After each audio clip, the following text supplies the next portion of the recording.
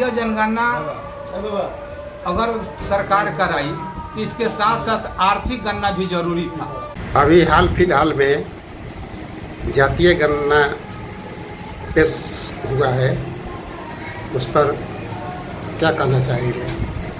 जी, मेरा नाम हुआ विजय कुमार पासवान, भाजपा अनुसूचित मोर्चा का मैं जिला अध्यक्ष हूँ। जातीय जनगणना वर्तमान में हुआ है, उसमें मुझे कहना है कि जातीय जनगणना में जो संख्या कुछ वर्गों को घटाया गया है, अगर बिहार सरकार की दृष्टि में अगर सही जनगणना है तो उसके अनुपात में बिहार सरकार को प्रस्ताव ले आकर कैबिनेट से प्रस्ताव लेकर के उसके जनसंख्या के आधार पर उसमें आरक्षण देना चाहिए। इसके साथ साथ जो भी एसी हो ओबीसी हो उस वर्ग में क्रीमी लेयर के माध्यम से लगाया जाए, ताकि बहुत से जो रिजर्व के लोग हैं, बहुत गरीब गुरबे हैं, कुछ लोग जो आगे बढ़े हैं आर्थिक दृष्टिकोण से धनवान है, वही लोगों के लिए आरक्षण है। इसलिए हम चाहेंगे कि बिहार सरकार आरक्षण में एक जैसे सामान्य वर्ग में 10% के कोटा हुआ है, उसमें क्रीमी लेयर निर्धारित किया गया है, उसी तरह एसी में और एसटी में ओबीसी में क्रीमी लेयर के माध्यम से यह तय किया जाए कि इतना आय से नीचे के जो व्यक्ति हैं उन्हीं को इसका इतना % लाभ मिलेगा, नहीं तो गरीब गुरबा को कुछ होने वाला नहीं है। यह है बड़े बड़े पूंजीपतियों के लिए आरक्षण है, गरीबों के लिए आरक्षण नहीं है। जो ताली बजा रही है सरकार कि इससे हम बहुत गरीब गुरबों को एससी एसटी को लाभ पहुंचा रहे हैं, यह एक वोट बैंक का राजनीति हो रहा है। इसलिए अधिक से अधिक जितना जल्द हो लोकसभा चुनाव से पहले सरकार कैबिनेट में प्रस्ताव लेकर के पारित करे कि हम अमुक वर्गों के इतना आरक्षण दे रहे हैं, तब हम लोग समझेंगे कि बिहार सरकार जातीय जनगणना करा करके दलितों को, वंचितों को, शोषितों को, पिछड़ों को हित का काम कर रहे हैं। और जो भी व्यक्ति के द्वारा या विपक्षियों के द्वारा आरोप लगाया जा रहा है कि जातीय जनगणना में कुछ गलतियां हुई है, तो उसमें बिहार सरकार को पुनः एक बार सर्वे करा करके सही रूप से जनगणना कराना चाहिए। आपके नज़र में ये जातीय गणना माने सही है कि गलत है? सरकार को क्या ये जो गणना हुआ है ये कराना चाहिए था कि नहीं? जातीय जनगणना अगर सरकार कराई तो इसके साथ साथ आर्थिक गणना भी जरूरी था।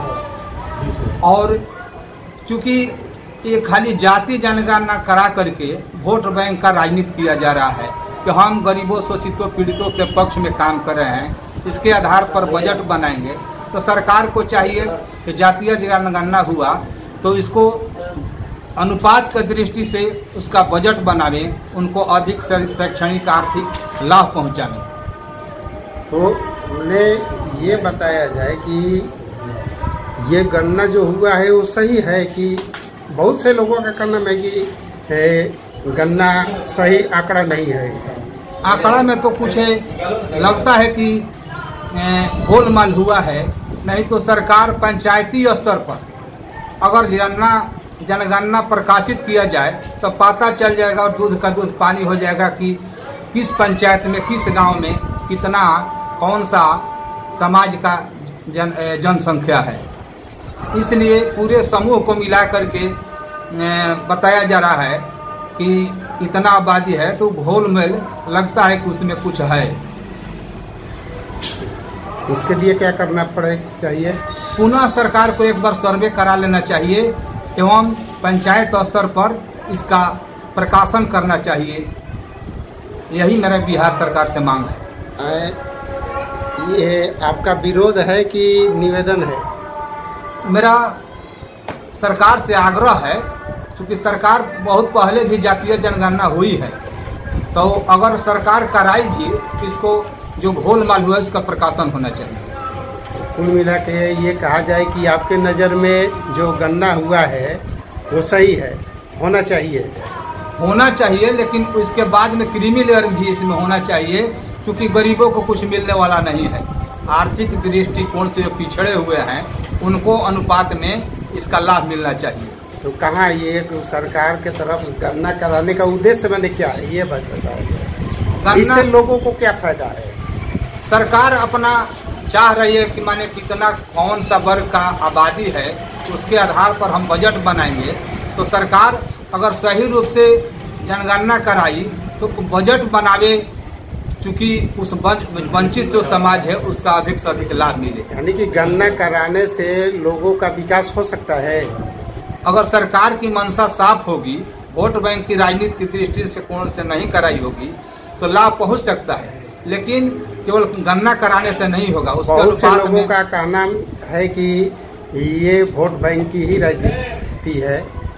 अगर नहीं सरकार उस अनुसार बजट बनाती है और उसमें क्रीमी लेयर नहीं लगाती है तो यह वोट बैंक का केवल राजनीति बन करके रह जाए। इससे किसी को विशेष फायदा नहीं है फिलहाल। नहीं, सरकार को फायदा होगा। सरकार हर जात को गुमराह करके अपना वोट बैंक बनाना चाहती है और विशेष हमको नहीं दिखाई देता है कि लाभ मिलने वाला है।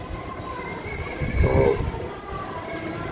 इस पे और कुछ विशेष क्या कहना चाहिए, मैं चाहूँगा कि माने सरकार कैबिनेट में अपना एक प्रस्ताव ले आकर के अधिक से अधिक गरीब गुरबों को हिस्सेदारी के अनुसार लाभ मिलना चाहिए। और जो विधानसभा और लोकसभा में आरक्षण है, पंचायती राज में आरक्षण है, उसमें क्रीमी लेयर के माध्यम से जो आर्थिक दृष्टिकोण से जो पिछड़े हैं उनके लिए आरक्षण का क्रीमी लेयर के तहत व्यवस्था होनी चाहिए। तो जैसे आरक्षण की जो बात कर रहे हैं तो बहुत से लोग का नाम है कि हर आरक्षण पंचायत में लागू होता है, लेकिन वही लोकसभा विधानसभा के चुनाव में वो आरक्षण का कोई अति नहीं रहता है। कहीं भी हो, लोकसभा हो या विधानसभा हो चाहे पंचायत में हो, वहाँ पर जो गरीब गुरबे हैं केवल वोटर बैंक बन करके रह जाते हैं, उनको लाभ नहीं मिल। जो पूंजीपति हैं वही धन बल के आधार पर या कोई भी पार्टी है पूंजी जिसके पास उसी को टिकट मिलता है। इसलिए हम चाहेंगे कि अगर क्रीमी लेयर इसमें लग जाएगा, इतना परसेंट इतने से नीचे के लोगों को मिलेगा, इतने तब समझिए कि जाति आधारित माने जनगणना का लाभ मिलेगा, नहीं तो कुछ होने वाला नहीं है। जो लालू जी का बेटा हो, रामविलास पासवान जी का बेटा हो, मायावती का हो, अथवा जो भी राजनीतिक दृष्टिकोण से आगे है उन्हीं को लाभ मिलेगा। और वही लोग इसके लिए ताली बजा रहे हैं कि जातीय जनगणना से फायदा होने, और गरीब गुरबा को कुछ होने वाला नहीं। अभी कोर्ट का कोई आदेश आया है कि गणना को सार्वजनिक नहीं किया जाए, या कोर्ट तो माने रोक लगाने से माने खारिज कर दी केस को कि यह बिहार सरकार राज्य सरकार का अलग से नियमावली है, वो अपना करा सकती है, लेकिन कराई तो इसका लाभ मिलना चाहिए, न कि वोट बैंक का दिखावा के लिए कि हम यह करवा दिए कि वोट बैंक हमारा माने बढ़ जाए। इससे ना सरकार को फायदा होगा ना आम जनता को फायदा होगा। अपना परिचय बता दीजिए। जी, हमारा नाम डॉक्टर विजय कुमार पासवान, भाजपा अनुसूचित मोर्चा का मैं जिला अध्यक्ष हूँ। मेरा गांव गढ़ानी प्रखंड अंतर्गत काउप हुआ।